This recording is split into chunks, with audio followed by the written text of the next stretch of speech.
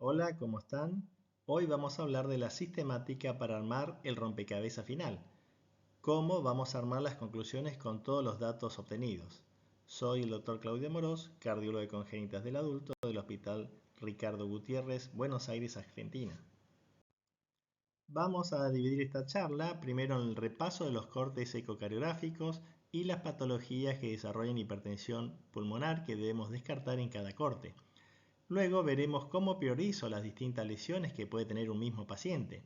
Veremos las consideraciones que tenemos que tener con los antecedentes quirúrgicos y o hemodinámicos terapéuticos, saber si el paciente completó el tratamiento de su patología o tiene un tratamiento quirúrgico hemodinámico planificado, porque esto nos va a orientar a prestar mayor atención al detalle que necesita el cirujano, como por ejemplo el anillo valvular para un recambio de válvula o el tamaño del tronco de la pulmonar para determinar la probabilidad de un reemplazo valvular pulmonar percutáneo y seguiremos una sistemática lógica para armar el informe final o las conclusiones del estudio.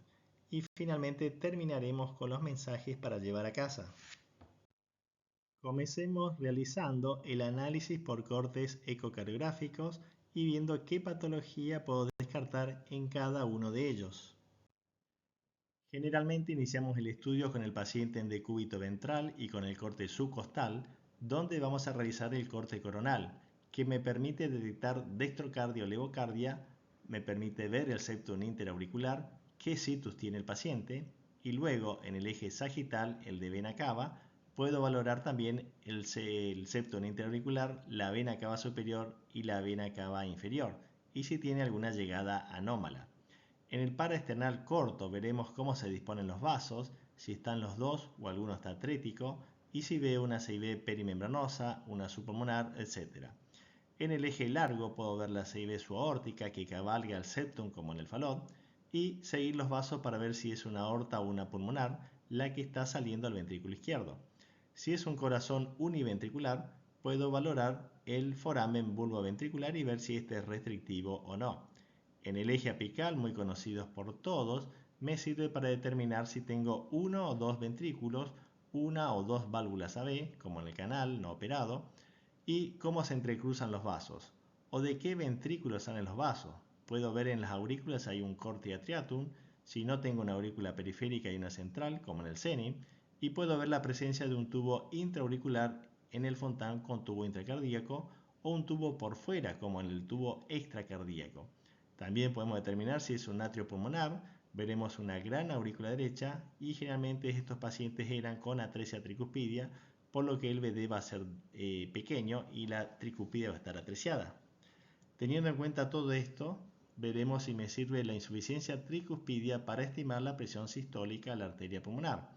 En el corte supraesternal voy a valorar el arco aórtico, si es izquierdo o si es derecho, cómo está la vena cava superior, a ver si no hay una anomalía parcial del retorno venoso derecho, o si es univentricular hay que mirar el Glenn, que puede ser bidireccional, unilateral o bilateral, y ver si no hay ductus en la aorta descendente. Cuando comiencen a realizar el corte subcostal, deben pensar en ir descartando todos los tipos de CIA, la ostium secundum, la ostium primum, que son las más fáciles de ver, las tipos seno venoso, donde debo prestar atención al eje cava, y la llegada de las venas cava superior y cava inferior. La seno coronario es difícil de evaluar, ya veremos más adelante cómo hacerlo, pero deben sospecharla cuando el seno coronario está dilatado. También pueden ver las aurículas y pueden descartar la presencia de un corte atriatum estenótico, que esta puede generar una hipertensión pulmonar del grupo 2. Veamos ahora el corte paraesternal. En este eje debo descartar la CIB subaórtica, la perimembranosa, la subpulmonar. La CIA seno coronario puedo sospecharla cuando hay un seno coronario aumentado de tamaño. Aquí es donde debo descartar principalmente el ductus en el eje corto, es en donde mejor se ve, y también puedo ver una ventana ortopulmonar, un tronco arterioso, y ver si es un ventrículo único y por lo tanto medir el foramen vulvoventricular para ver si está estenótico o es adecuado. Debo descartar una patología que simule hipertensión pulmonar, como es la estenosis pulmonar o el cerclaje de arteria pulmonar, que van a elevar la velocidad de la insuficiencia tricuspidia simulando una hipertensión pulmonar. Y lo otro menos frecuente de aparición es la doble cámara de ventrículo derecho, muchas veces relacionada a una pequeña CIB, como ya describiremos más adelante. En color negro son las patologías que pueden simular una hipertensión pulmonar. Veamos ahora el eje apical. En el corte apical, principalmente hablando del 4 cámaras y 5 cámaras, puedo ver el tipo de CIB que se presenta como la perimembranosa, la subaórtica, recuerden que esta cabalga el septum, las musculares que pueden ser únicas o múltiples. Busquen bien en la punta del ventrículo izquierdo, porque si no desplegamos correctamente el corte, la pueden pasar por alto. Traten de poner el corte de 4 cámaras como de costado para que el septum interventricular le quede lo más perpendicular a las del ultrasonido y pongan doble color. También en las CIA grandes pueden ver el flujo del pasaje por el septum interauricular, el seno coronario destechado. Determinen si el paciente tiene uno o dos ventrículos, si tiene una o dos válvulas AB, si tiene una aurícula central y otra periférica como en el Zenin, si no hay una membrana en el medio de la aurícula como el cor triatriatum, que puede dar una hipertensión pulmonar del grupo 2, lo mismo si hay una membrana supramitral que también puede dar una hipertensión pulmonar del grupo 2. Veamos ahora el eje supraesternal. Cuando miramos el eje supraesternal en un paciente con hipertensión pulmonar, debemos ir a descartar cada una de estas patologías. Recuerden que el tronco arterioso solo tiene una válvula semilunar, la ventana aortopulmonar tiene dos válvulas semilunares y muchas veces el diagnóstico es por eco bidimensional porque el color, al estar igualada a las presiones, puede no notarse el shum y no tener siquiera un soplo. El ductus lo van a ver a nivel de la aorta descendente, las fístulas aparecen en el corte parasagittal que en el coronal, pero debemos escanear ambos cortes y los puntos intermedios entre estos dos cortes. En el paracoronal pueden buscar las anastomosis centrales, las oculares pulmonares y ver la cava superior en búsqueda de anomalía parcial de retorno venoso pulmonar derecho. Una vez hecho el ecocardiograma con sus distintos cortes, ahora me pregunto cómo priorizo las lesiones que encontré en este paciente. Sabemos que los pacientes con cardiopatía congénita del adulto pueden tener diferente complejidad de su cardiopatía, que va desde leve, moderada a severa.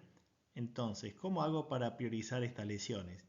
Y si el paciente tiene varias lesiones, ¿cuál es la más importante? ¿Por cuál comienzo? Para ello nos vamos a apoyar en la lista de diagnóstico internacional, conocida como IPCCC, que es la nomenclatura de la International Pediatric Congenital Cardiac Code, versión en este caso del STS americano y del EACTS europeo. Esta nomenclatura tiene 6 niveles. En el primer nivel están agrupadas las principales cardiopatías y allí debemos tratar de encasillar a nuestro paciente. Si no está en la lista, ingresará como miscelánea. Por ejemplo, podemos tener el caso de una CIA, podemos tener el caso de una doble salida de ventrículo derecho, o de una tetralogía de Fallot, o de un ventrículo único. Los siguientes niveles van incrementando las lesiones o las características de las lesiones que acompañan a la lesión inicial que elegimos. Veremos ejemplos para que se entienda un poco mejor.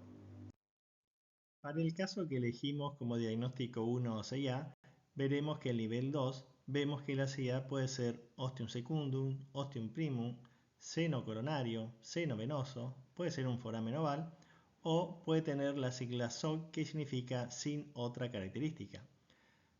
Y esto pasa cuando no se puede definir qué tipo de CIA es, pero elijamos la ostium secundum para nuestro ejemplo. Entonces, en el nivel 3, la CIA ostium secundum puede ser a su vez fenestrada o no fenestrada. Y en el nivel 4 vemos que la fenestra puede tener dos orificios o ser de múltiples orificios. La forma correcta de enunciar la patología será CIA ostium secundum fenestrada con multiorificios. Pero supongamos que en el nivel 2 elegimos ahora la CIA seno venoso.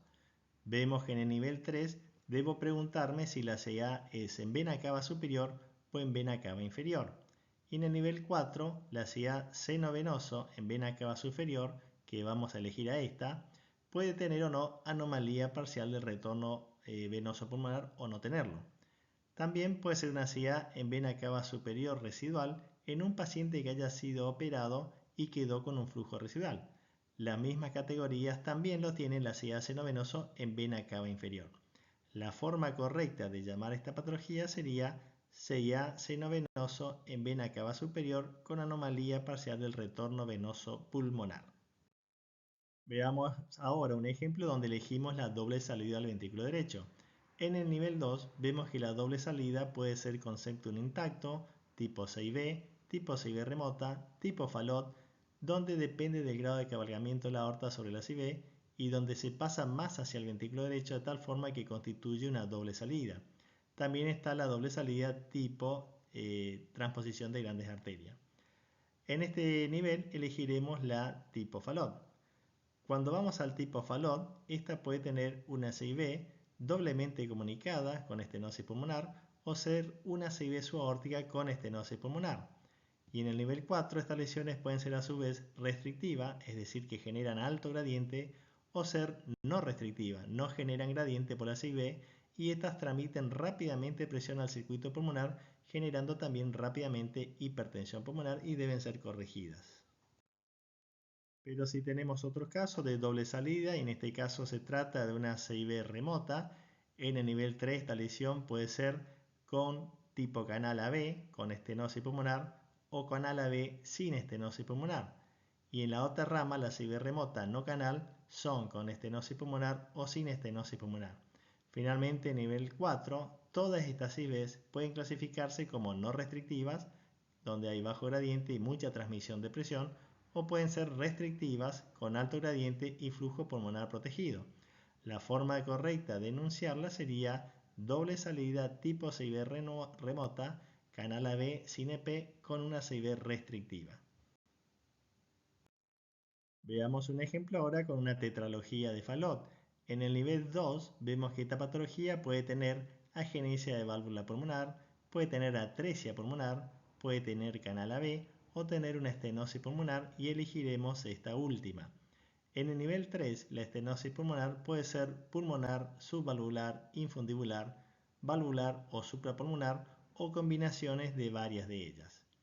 En el nivel 4, cuando la estenosis es valvular, debemos definir el número del Z-score, que puede ser de -1 a +4, dato fundamental para elegir la estrategia de cirugía. Por ejemplo, si hay que ampliar el anillo pulmonar con un parche transanular. Claro que este tipo de paciente lo van a ver en la edad pediátrica, aunque puede llegar a ver un adulto Fallot no operado, pero los que llegan adultos sin operarse generalmente tienen un Z-score alto. Veamos ahora un ejemplo cuando nos enfrentamos a la mayor complejidad de la cardiopatía, como lo es el ventrículo único. Elijamos, por ejemplo, a nivel 2 un ventrículo único con atresia tricuspidia.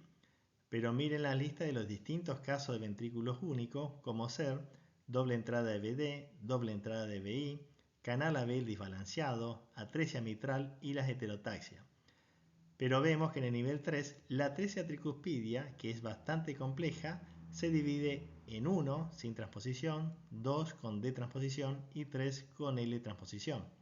Las letras nos indican el grado de lesión pulmonar y el tamaño de la CIB y vamos a elegir a la atresia 1B que no tiene transposición, tiene pulmonar hipoplásica y tiene una CIB pequeña.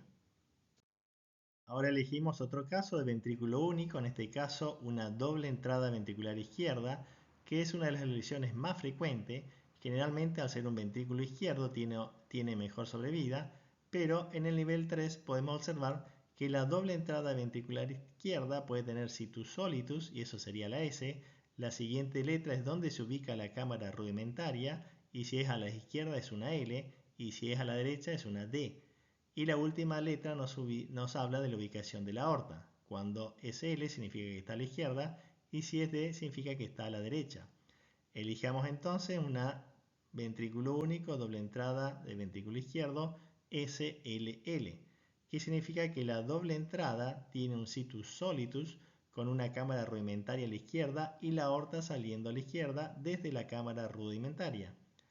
En el nivel del foramen bulboventricular, que recuerden que era la comunicación del ventrículo izquierdo con la cámara rudimentaria, que no puede ser llamado 6B porque la otra no es un ventrículo, este puede ser no restrictivo o puede ser restrictivo, y aquí estamos hablando de una estenosis subaórtica por foramen bulboventricular restrictivo, que a su vez debemos ver cómo está la pulmonar, si tiene estenosis pulmonar o no la tiene.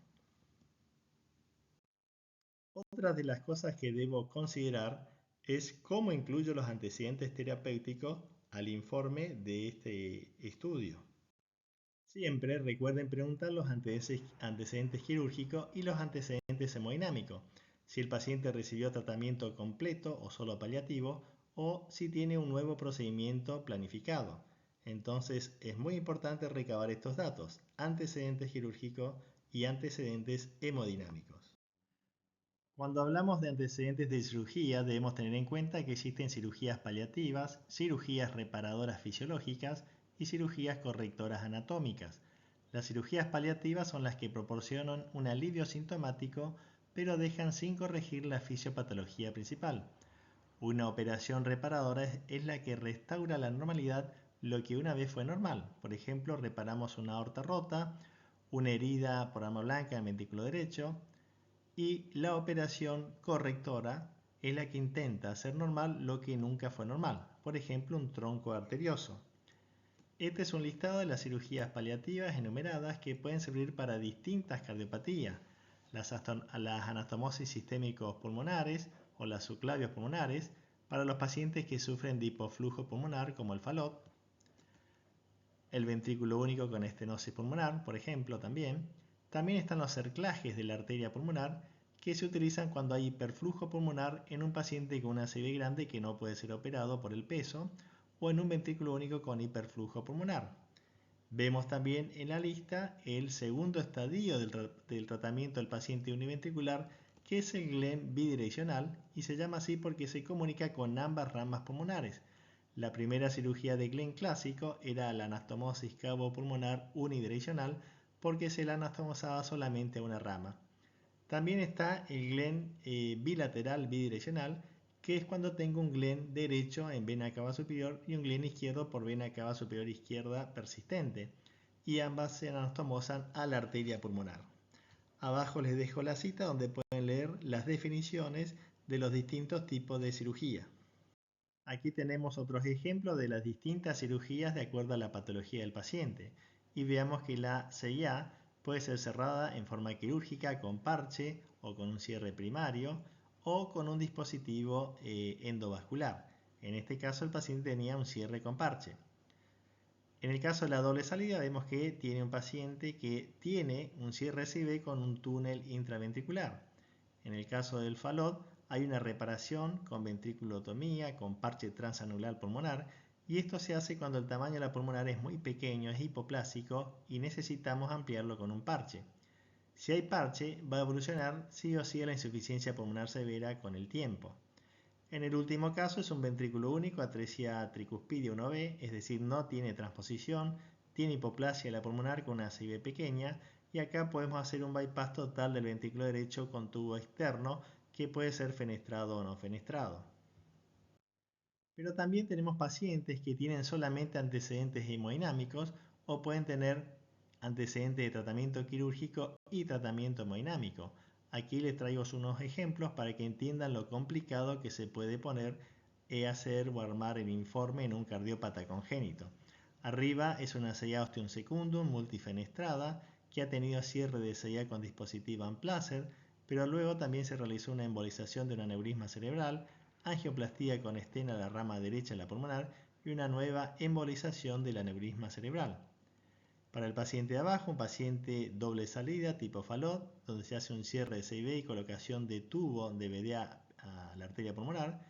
Vean todos los procedimientos de angioplastía que tuvo el tubo y finalmente la colocación de una válvula pulmonar percutánea. Deberíamos encabezar este estudio como doble salida tipo FALOT operada más angioplastía de tubo más recambio valvular percutáneo.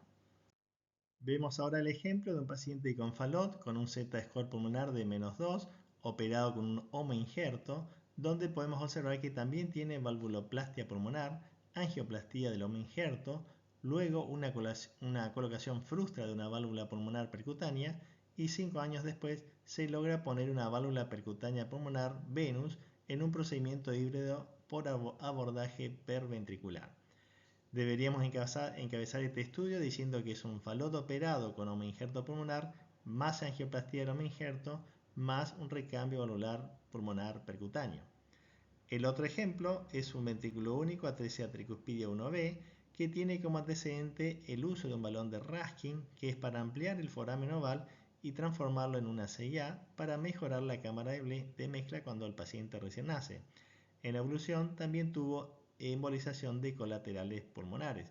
Seguramente como antecedente quirúrgico este paciente ya tiene un bypass total del ventrículo derecho.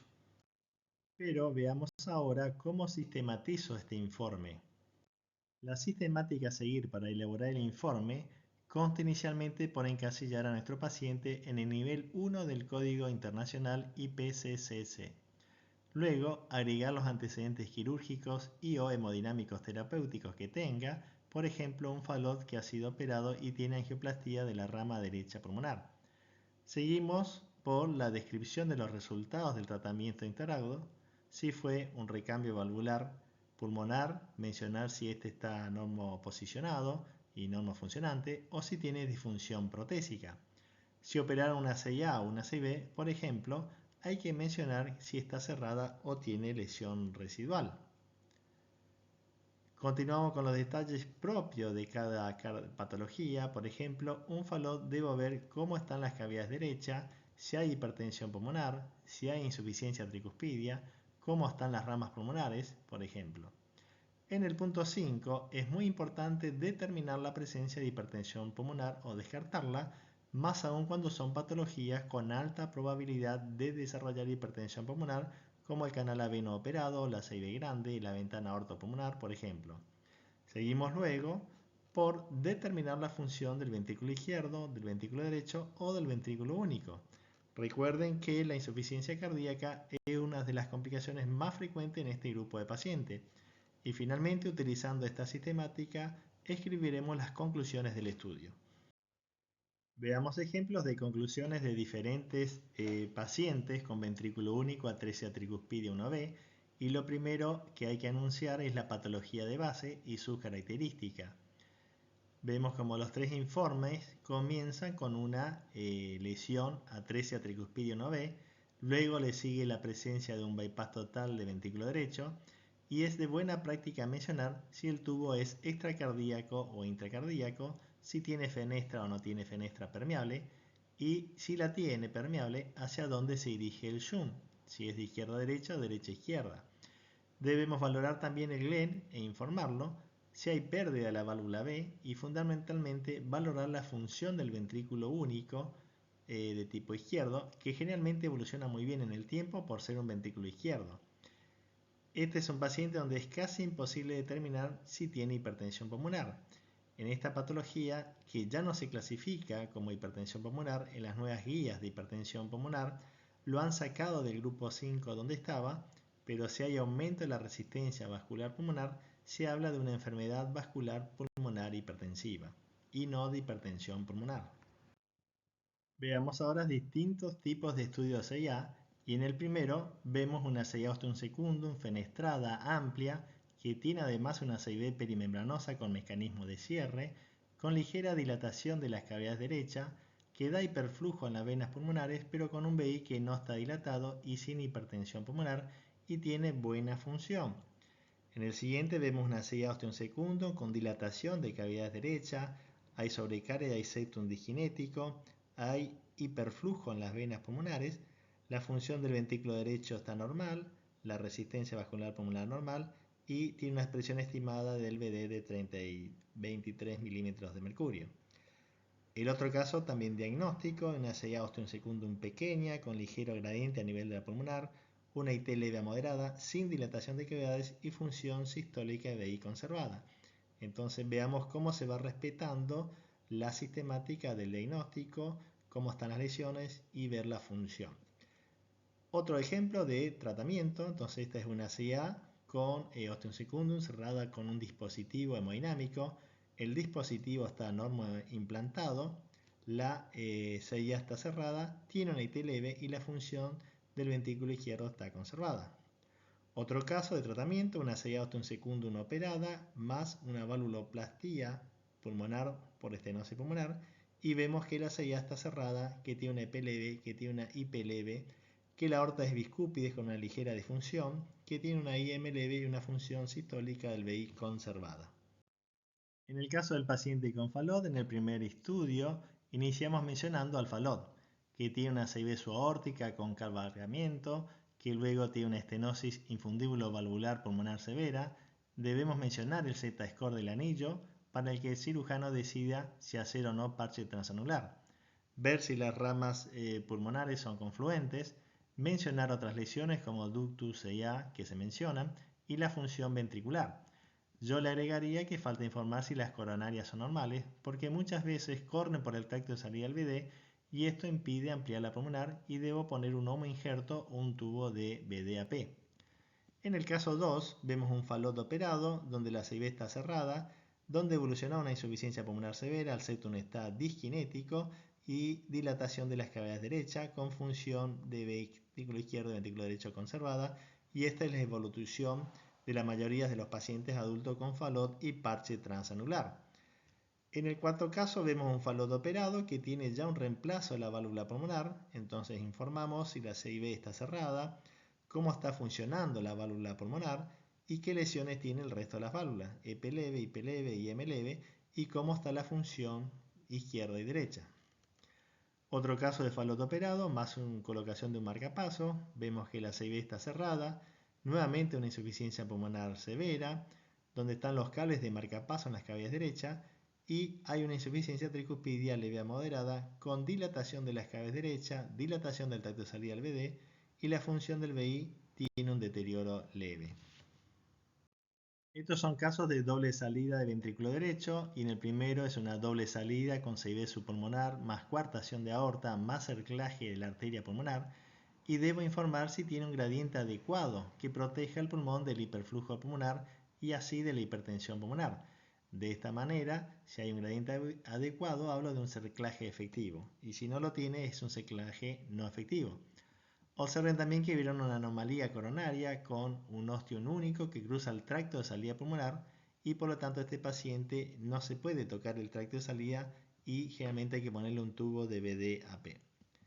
En el segundo caso vemos una doble salida con EP operada, informamos que tiene una CIB residual pequeña, una insuficiencia pulmonar moderada, sin gradiente pulmonar, hay dilatación de las cavidades derechas, septum diginético y función de VI-BD conservada. Otro caso abajo, otra doble salida con CIB y EP operada. Tenemos que decir que este tiene un tubo de BDAP y este tubo tiene estenosis severa, pero también tiene insuficiencia pulmonar severa. Hay dilatación de las ramas pulmonares, raíz aórtica dilatada, IAO leve, septum paradojal y la función del VI y el BD están conservados. Otro ejemplo, doble salida, más una aorta transpuerta con hipoplasia del VI y este paciente siguió el camino univentricular por la hipoplasia del VI. Es decir que tiene un bypass total y ese bypass está normofuncionante, tiene un Glenn bidireccional no pulsátil y esto es lo correcto, una válvula tricúspide displásica con insuficiencia moderada y una función sistólica biventricular conservada. Tiene el bypass con una fenestra permeable y ese CCDI significa cortocircuito de derecha a izquierda y hay autocontrante en la vena cava inferior y esto también es importante de informar en los pacientes que tienen un bypass. Finalmente el último caso, una doble salida, contraposición de los grandes vasos con un case Damus Stancel, con un Glenn, con una plástica de rama, más un cierre de anastomosis izquierda. Tiene una CIVET subpulmonar, una boca de las ramas sin obstrucción, un Glenn bidireccional no pulsátil, una IAO leve, un ligero gradiente en la aorta transverse, hay una hipertrofia biventricular, una aurícula izquierda dilatada y la función sistólica del ventrículo izquierdo conservada. Hemos visto hasta aquí la sistemática de cómo realizar el estudio, cómo organizarlo y cómo utilizar la sistemática para realizar el informe de este estudio. Veamos ahora los mensajes finales de la charla. Como conclusiones podemos decir que hay que sistematizar el uso de los cortes ecocardiográficos, que hay que priorizar las lesiones de acuerdo a la nomenclatura internacional, hay que considerar los antecedentes quirúrgicos y o hemodinámicos que tiene el paciente, hay que evitar los errores de interpretación sobre todo sobre la hipertensión pulmonar, y hay que utilizar la sistemática para realizar el informe en forma ordenada y no saltearnos lesiones que puedan quedar fuera del informe. Antes de terminar, solo mencionarles que los artículos y de la nomenclatura internacional y los distintos niveles de diagnóstico van a estar disponibles en la página del curso. Muchas gracias por su atención.